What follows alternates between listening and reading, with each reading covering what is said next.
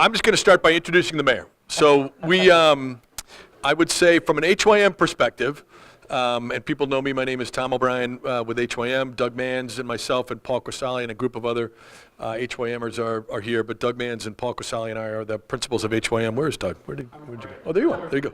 I'm looking. He's usually right now. Yeah, absolutely. Where is he? Exactly. So we purchased this property in May of 2017, and among the first stops was Revere City Hall to spend time with the mayor. And the mayor has been a huge champion and great friend to us. And we're excited that together, the next stop is to begin moving dirt, which is awesome. So Mayor, up to you first. Thank you, Tom. Thank you. So let me start by saying when we first sat down, I said, welcome to history. And it seems a little lofty to say, and when we were kicking around what I was going to say in the first meeting of the Development Advisory Group, it seemed a little corny, I'll be honest with you, right? But the fact is that statement couldn't be truer. You know, the fact is that what you all have done and the time and effort that you put in for this site and for the future of the city is historic. And the future of the city is really transformational. And the biggest sign of that transformation is going to be on this site and on the 160 acres that are here. I can't say enough about how professional this process has been. You know, I relied an awful lot on Bob O'Brien, our economic development director, and yes, give it up for Bob. And this is a process that was a little different than anything that the city has seen. And because this is a site and a development that's different than the city's ever seen. And to have somebody like Bob be able to usher us through a process that was so professional and so well thought out and so organized, I am immensely grateful for that work that he's done. And I'm immensely grateful for the work that all of you have done. Because when we are pushing dirt and when we are enjoying ourselves at Suffolk Downs or at whatever it's called, it will be because of the effort and the time and the energy that you put in over a summer that you know, some of you may have lost some time with your family and some other time that you would have spent enjoying the beach or doing other things. But that time was well spent. And from the bottom of my heart, I thank you for all of you for the hard work that you put in. So thank you. Yeah. And so I don't know if folks want to say a few words, but I do want to acknowledge the electeds that we do have here with us today. We have our City Council President, newly elected City Council President, Arthur Guanasso. This was my second home for many years. And so the replacement that's being made here, I had to come and see a little bit more about it. I was born and brought up in Suffolk Downs. And they named a horse, my brother-in-law owns a lot of horses, he called it, they named the horse recently, RG is back after I won the horse. He ran his first race at Gulfstream last week, and he beat a $300,000 horse. Yeah, there you go. There you go. He come from dead last to first. RG is back. Now, wasn't the original was RG Wood 3? Ward 3 RG. And he ran Ward 3 4 RG. races. He won 3 of them here. Yeah. And he got injured, and unfortunately, he ended his career early. Yeah. But this RG is back. Dead last to first. Excellent. Ward 1 City Councilor Joanne McKenna. Counselor at Large Stephen Morabito. School Committee Woman Carol Ty.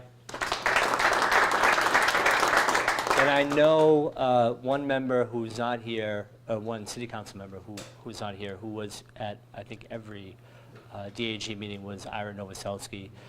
He may have a Celtics game tonight. You gotta love Ira because I just announced that we're gonna have our State of the City February 7th, and he said, that's a Celtics-Lakers game. He reminded me, and I had to remind him ask him how many streets LeBron James could pave in Ward 2. So I think he'll be able to get to TD. Yeah, he's injured too. Right, so this should be an easy one for him. And former school committee member Dan McGuire, thank you. And of course, the ever-present Chief of Police, James Guido. And our Superintendent of Schools, Dr. Diane Kelly. With that, I think you have a presentation that you're going to run us through? Quick presentation. Absolutely. Thanks, Mayor. Thanks again for everything. So I think our role is just to kind of give everybody a quick update. I'd also like to add my thanks to everybody who's here. It's a big group of people, so it may be, particularly for the people in the back, this is like an eye test, for you. But we really, we put everybody's name up here, and we'll submit this into the city, we'll post this on our site. We just want to make sure that everybody gets credit. And as the mayor said, there's a lot of people who were here for a lot of different meetings, but couldn't be here tonight. But I just want to make sure that we say from the bottom of our heart, thank you very much. This was a big time commitment beginning in the summer for everybody, and we really appreciate it. I will say, I said this at one of our meetings, I think, as we began to kind of come down the stretch. Mayor and Bob and Frank Stringy, where are you, Frank? Frank Stringy, for Doug and I, we've been doing this for a long time. We've been doing this, I've been doing this for 25 years, and this was really one of the most professional and well-run processes that we've ever been involved in. It was great. And that helped us at the end, right? I mean, it helped us get to a really good, predictable endpoint, and it has made us, I think, together good partners as we go into the future. So we really appreciated all the good work that you've done. So everybody's name is up here. Again, we'll post it. We'll put it on our website. Thank you, everybody, for all the great work that you did. We also, we have some of our consulting team here. I think most of them, though, are back doing work, if you can believe it. So most of them are not here, but this too is a thank you slide for our consulting team. All of these folks did great work as we started to present things. This slide you've seen a million times, so I don't think I need to present it again, but generally what we wanted to do tonight is to give you a sense of, okay, where are we going now? What have we been working on? We completed the approvals with the City Council. Thank you very much, councilors, for all of your support and your guidance and your advice and all the way through. You've been wonderful friends to us, together with the entire City Council. I think I said this, that for the entire 11-member City Council, every single one of them, everybody gave us good thoughts, good advice, and all the rest of it. So thank you very much. The key thing is, once we got that approval in November, we still kept going. In fact, Doug and I looked at one another. We had the night of that approval with the City Council. We had a meeting in East Boston. We jumped in the car and looked at one another and said, "Okay, let's go." And we're racing down the road. And I looked at him and I said, "Gee, we just permitted 5.5 million square feet on a site, which is among the largest things we've ever done." So it was, but we're still working, just so you know. And by the way, here's another slide. We've come a long way. We did all these lists of meetings. You know us well. We list all the different meetings that we do, right? So these are all. We didn't discover this room in June. By the yeah, way. I know it. With the bar, let me tell you, we closed this one off just to be sure that you didn't know this was here. This was like dessert. You have to eat all the vegetables. You have to eat all the, and then you get to come for dessert. Our design principles, you've seen all these slides. These are the same principles, the same pieces. Here's our master plan. You've seen all these different pieces. These are the same principles, the same basic open space network, the same things. I'm rolling through so we can get to the fun part. Same land use plan, all those pieces, the same outdoor theater, all those pieces. Now we're really in the mode of, community health engagement. Now we're in the mode of how do we implement this thing, right? So here's our Revere Master Plan, remember, as we walk it through. Here's our land use plan, the same square footages, the same pieces, the same uses. Obviously, the most important thing, and the mayor was very clear with us from the get-go, from the very beginning, and this is kind of, I think, where the mayor is right on when we talk about kind of making history with this site. One of the challenges with this city, as you know, is the lack of commercial space, commercial office space in the city.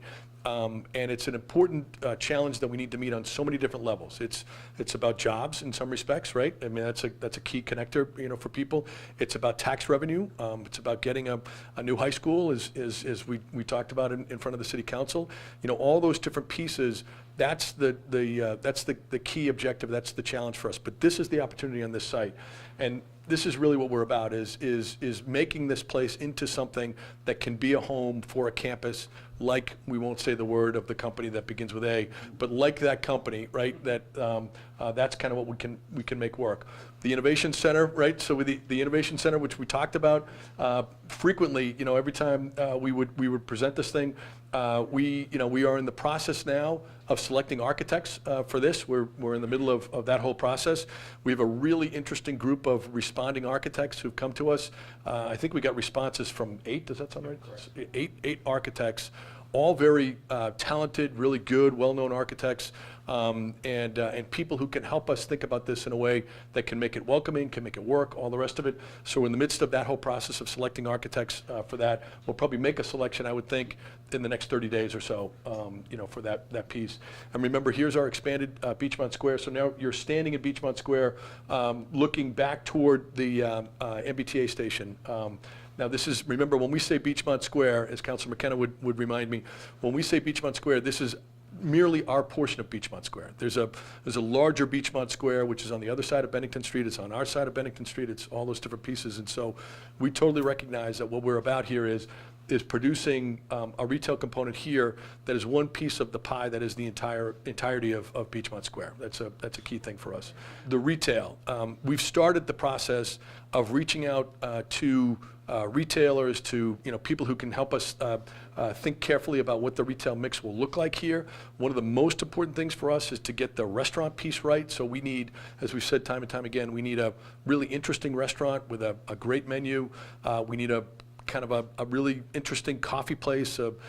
Doug laughs at me when I say this, but we need a coffee place with the person behind the counter with 6 earrings on one ear and a nose ring or whatever that is, but like a cool coffee place, a place where people can gather and all those sorts of things. But getting that retail mix right, getting the first floor right, is a really important piece for us, making sure that plaza works well, because all we're trying to do here is set that all up for what's happening next. So here's our remember, here's our phasing.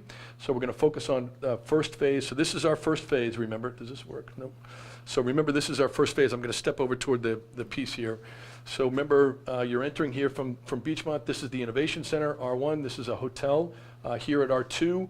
R9 is residential. R3 is a mixed use of residential with retail on the first floor. R5 is mixed use residential with retail on the first floor. So to give you a specific update, we're in action mode right now. So on the hotel piece, we have a package that we're taking out. There's a kind of a conference of hotel financing entities that are gathering on the West Coast beginning in 2 weeks. So we just brought in a broker, finance broker, who's going to work with us essentially to raise that capital for that hotel. Really, ideally, what we're looking for is somebody who brings a unique perspective and a really interesting operating perspective on that hotel. We want that, as we've said, to be a very high-end hotel. We don't want it to be just sort of an airport hotel. We want it to be something that helps us build community. And frankly, we'll pay very careful attention. That hotel is going to have about 30,000 square feet of retail on the first floor. That's a really important thing for us, to maintain control of that and make sure that ends up being special. R1, as I said, we're in the process of selecting architects for the innovation building. R5, R3, and R9, we're also in the process of interviewing architects. We actually had what I would say is an oversubscription of architects who were interested. We had to kind of cut people who wanted to work with us and wanted to work with us on this project. And we've ended up with a really nice group, again, of talented people. Again, another 8 or so architects, I think, all of whom are interviewing. We've got interviews that are going on right now for us. I would also say, too, we're in the process of going through the design process for the infrastructure pieces, for the roads, the park pieces, all those things. Our objective on all this is to get in the ground as soon as possible, as we said to you. Typically, these buildings, to design them, takes about 10 to 12 months to design them. So we want to hire the architect as soon as possible in this quarter to get ourselves in position. If we could start in 19, that would be terrific, but likely what will end up happening is it'll probably drift into first quarter of 2020, and that's essentially where we'll go. But what you will start to see from us is you'll see us beginning to demolish the horse barn. So essentially, I'm going to step back over here. So essentially what will start to happen beginning in the spring, and this will be another celebratory event. So this is, Mayor, we're going to run this event together, right? This is going to be a great event. But essentially what you're going to see happen from us in the spring, remember the basic schedule is there are horse racing dates at the end of May and the beginning of June. So there are 4 more horse racing dates. I think it's the last weekend of May and the first week of June. 2 more race weekends. So I think that, and then that's it.